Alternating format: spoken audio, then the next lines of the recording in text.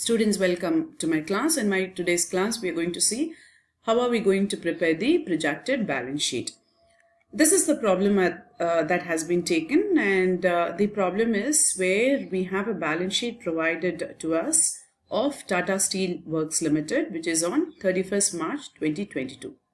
Liabilities are provided to you. It is a very simple balance sheet with share capital, profit and loss account and sundry creditors in it. The total of your liabilities is 34 lakhs. Assets are given to us, which is fixed asset less depreciation, stock, debtors, cash in hand and at bank, which is also equal to 34 lakhs.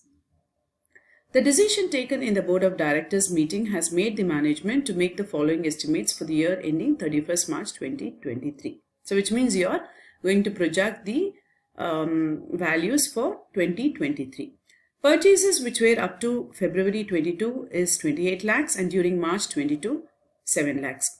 Sales up to February 22 is 42 lakhs and during March it is 6 lakhs. Management has decided to invest around 5 lakhs in fixed assets, which has a depreciation at the rate of 10%. There is a delay in the payment made to the creditors and also the collection which is made from the debtors, which is around 1 month. The business earns a gross profit of 1/3, that is 33.33% on turnover. So it is roughly around 1/3 on the sales. Sundry creditors against gross profit will amount to 10% of the turnover, excluding depreciation of fixed assets. So this also means that, so you have another expenditure which is called as a sundry expenses, which is around 10% of the sales.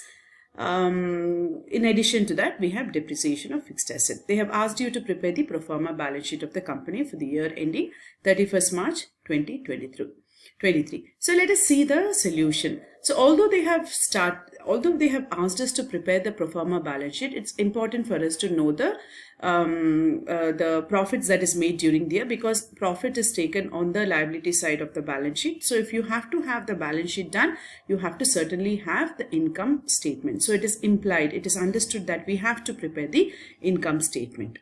So we have started preparing the income statement here. This can be taken as income statement or as a working note. One information that I just wanted to tell you is that for income statement, I'm very sure you must be knowing the pro forma of a trading concern. That is the kind of items that you see over here.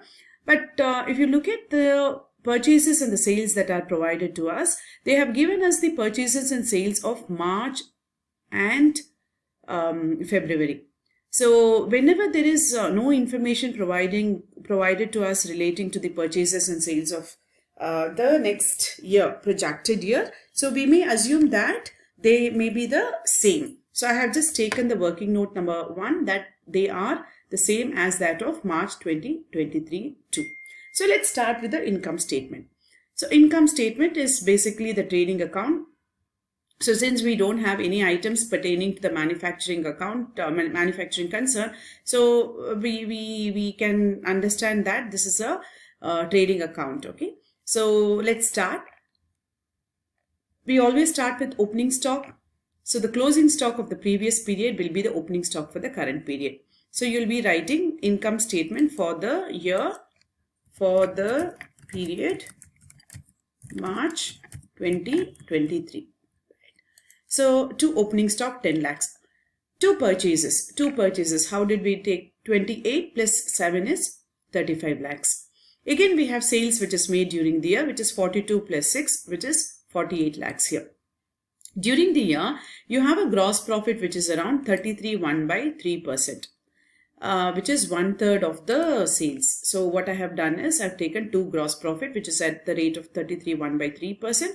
So if you take 1/3 of 48 lakhs, it is 16 lakhs.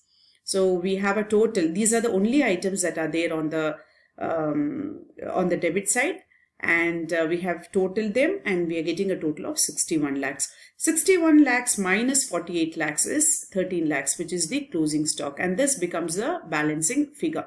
In other questions, in your usual trading account, we will be provided closing stock details, and the balancing figure was gross profit. So since they have given us a gross profit over here, we've taken that and found the balancing figure, which is a closing stock, which is coming around to 13 lakhs. Continuing further, this gross profit will be brought down. Okay, so let's write gross profit brought down. So gross profit brought down is 16 lakhs. During the year, we have a depreciation of 1,70,000. So how did we take 1,70,000? See, please carefully observe. We have already a fixed asset of 12 lakhs.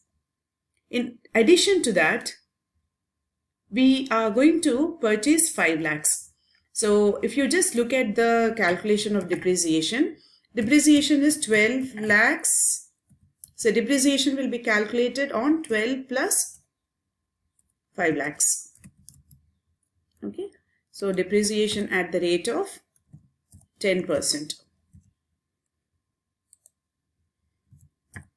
So 17 lakhs into 10% is 1,70,000. Correct? So that is what is taken over here.